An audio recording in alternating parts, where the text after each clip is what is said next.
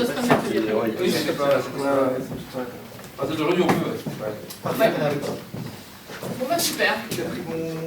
La première, c'est la connexion, l'état de la connexion Internet.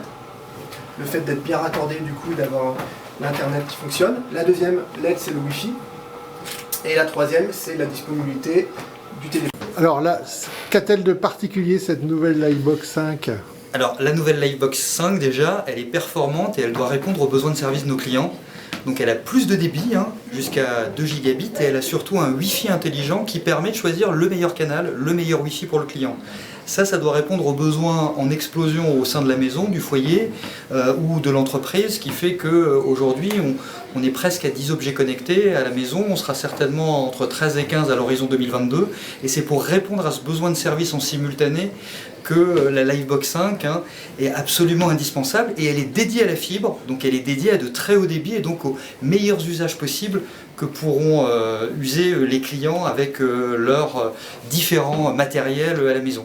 Et puis elle est sobre aussi, ça a été pensé dès le départ. C'est une Livebox dont l'empreinte carbone est réduite de 29% par rapport à la précédente, à la Livebox 4. Elle est déjà, la coque est complètement en plastique recyclé, il y a beaucoup moins de composants à l'intérieur. Un des composants importants qui est la prise fibre, l'ONT, n'est plus nécessaire, elle est à l'intérieur de la box.